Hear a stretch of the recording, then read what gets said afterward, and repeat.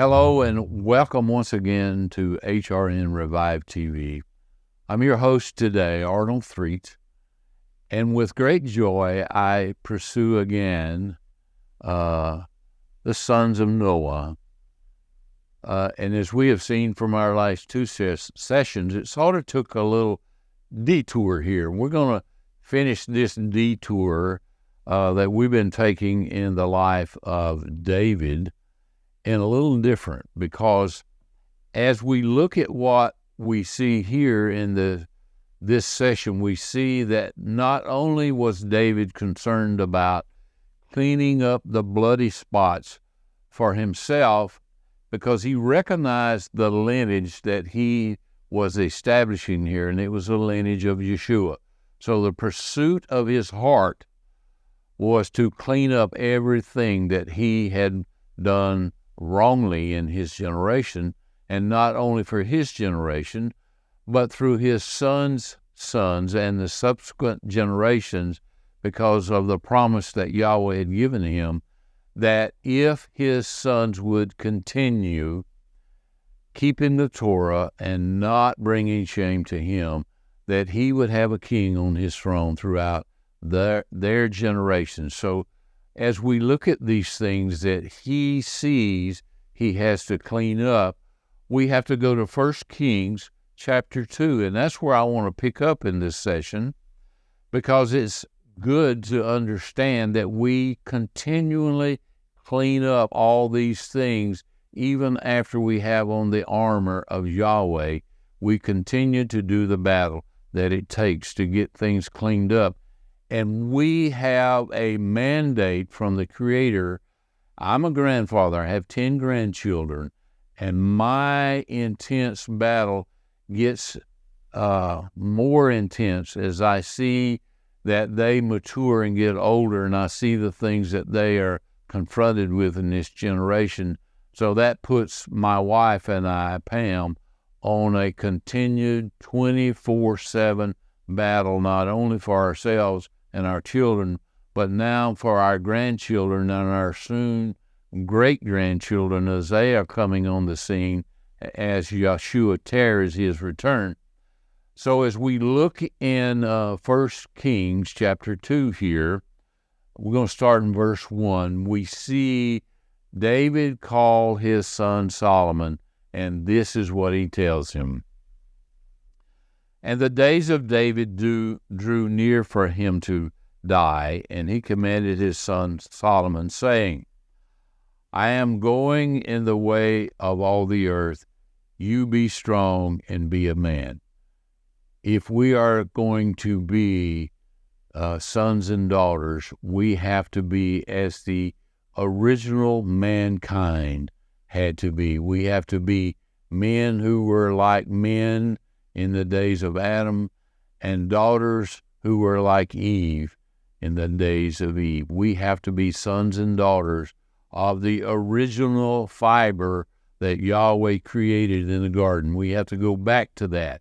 And we have to go back to the book of Acts, where the apostles and the early followers left off before the, quote, church contaminated everything.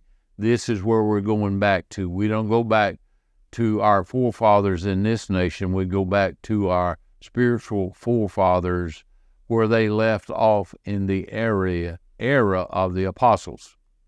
So in verse 3, we pick up, and he kept the charge of Yahweh, your Elohim, to walk in his ways, to keep his statutes, his commandments, and his judgments, and his testimonies, as it is written in the law of Moses, so that you may do wisely all that you do, and there wherever you may turn, so that Yahweh may establish his word, which he spoke to me, saying, if your sons take heed to do their way, to walk before me in truth with all their heart and with all their soul, saying, there shall be not a man to you cut off from the throne of Israel. That was Yahweh's promise to David, and he assures Solomon again that that is the lineage that he should be keeping.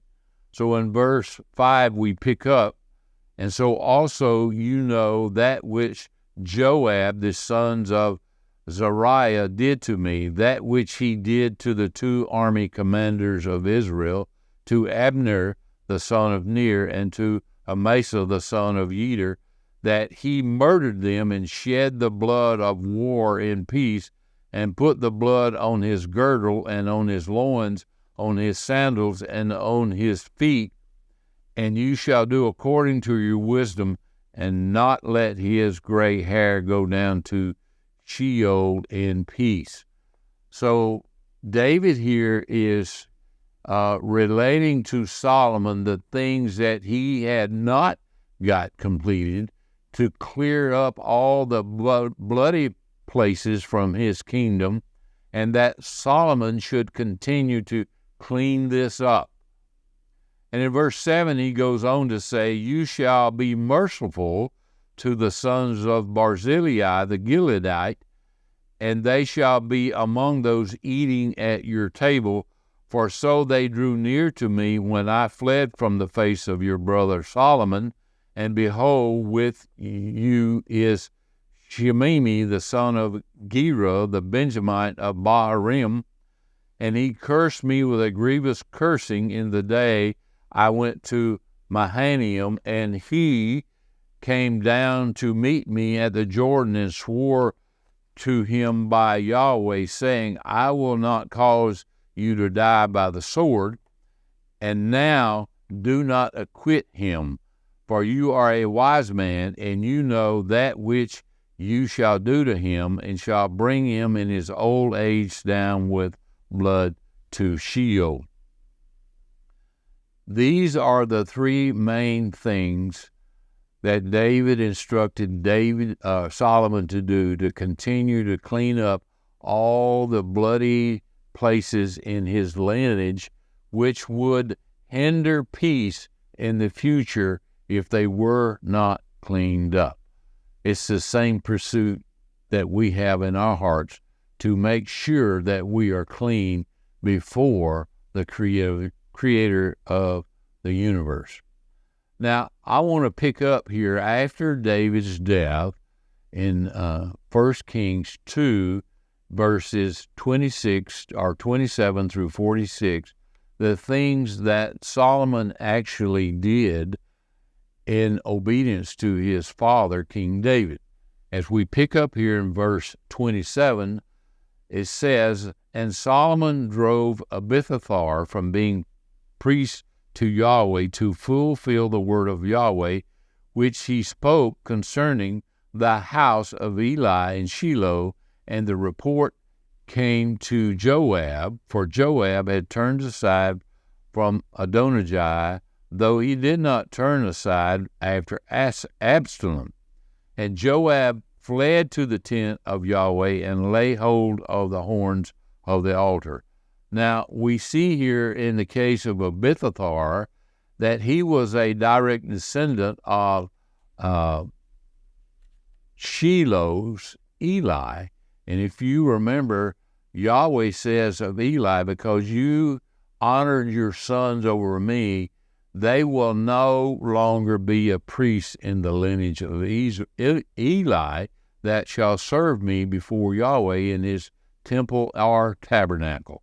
So Abithophar was from that lineage, and Solomon knew of that, so he removed him out, and we see what he will do in the subsequent verses to restore that. But now we see that Joab, thinking he would be safe, flees to the altar. And it was told to King Solomon that Joab had fled to the tabernacle of Yahweh, and behold, he was by the altar. And Solomon sent Benaiah the son of Jehoiada, saying, go fall on him. In other words, put him to death. And Benaiah came into the tabernacle of Yahweh and said to him, so says the king, come out. And he says, no, but I will die here. Benaiah returns and goes back to the king and says, so says Joab, yea. So he answered me. And the king says to him, Do as he has says, and follow him, and bury him, and turn aside the innocent blood which Joab shed off of me and off of my father's house. Now, this is a very important statement for you and I to understand. This is generational. And if you don't believe in a generational curse, you need to look at this verse here, because that blood would have been on Solomon and on every subsequent king that served Yahweh as king of Israel until this was cleaned up. So this is a direct declaration for you and I to get innocent blood off of us of any nature, whether it was just a spiritual condemnation that we have heard our ancestors. We are guilty of the blood of murder. Yeshua said that when he says, you have heard it says, do not commit murder. But I say to you, the one who says and calls his fellow man a fool has committed murder in his heart.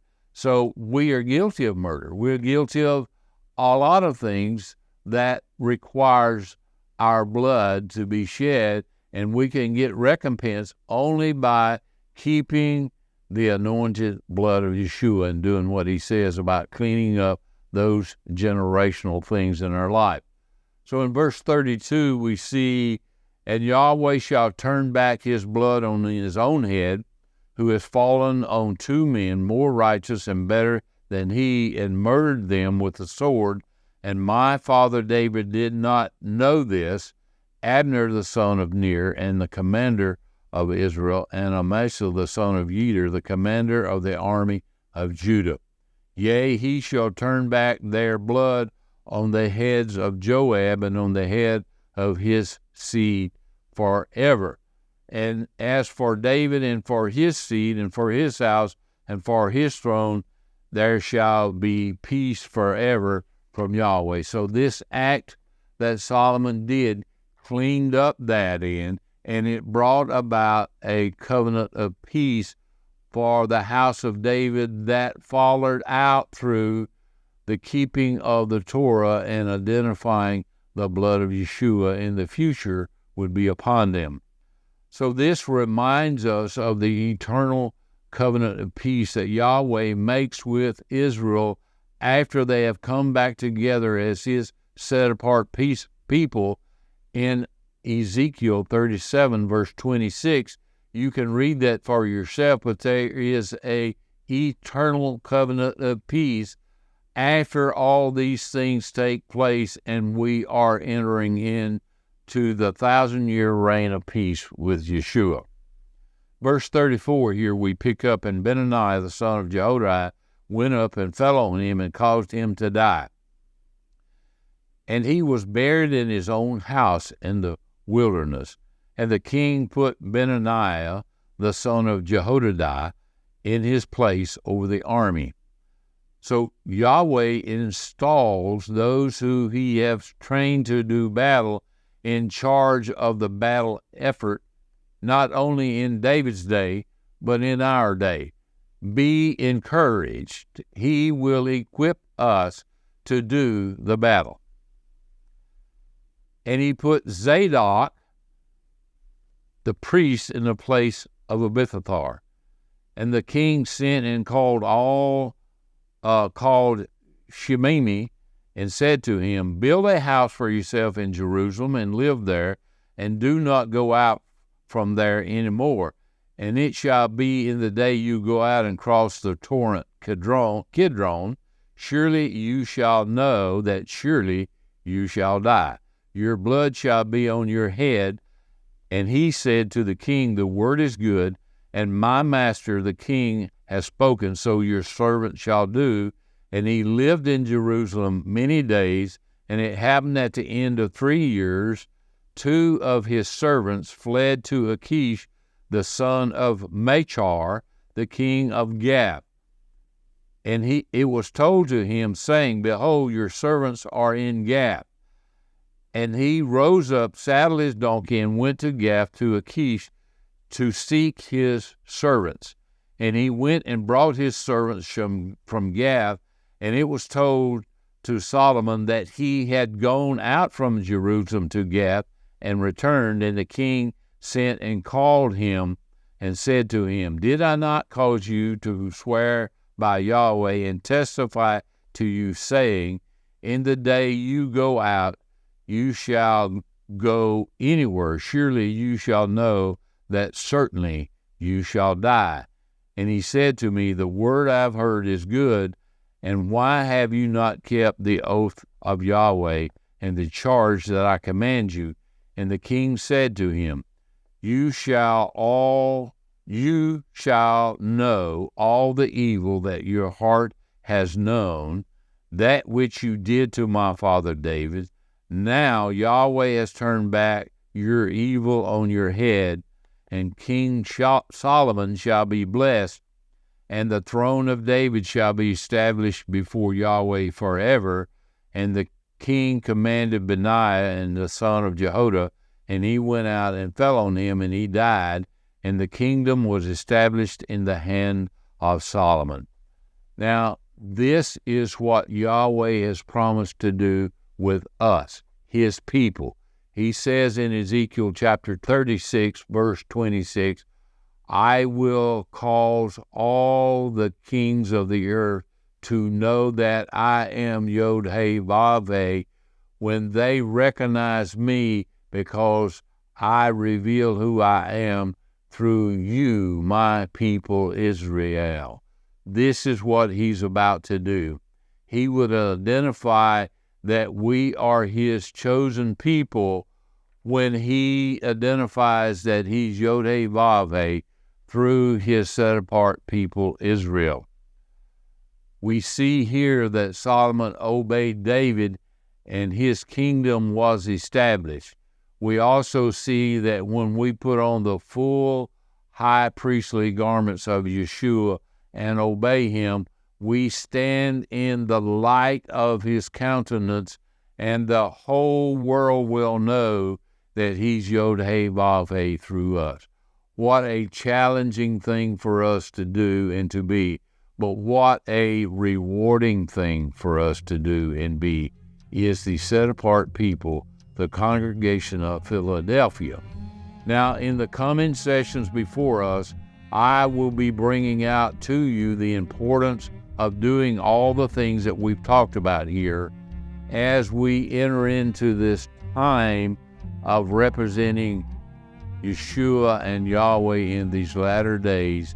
We will be identifying the three nations of the sons of Noah and how they have operated over the times and how they have influenced history, and it will be revealed who and why they did what they did to steer Yahweh's people away into a different type understanding and caused us to bow down to idols in this generation from the time of the Acts of the Apostles until this generation.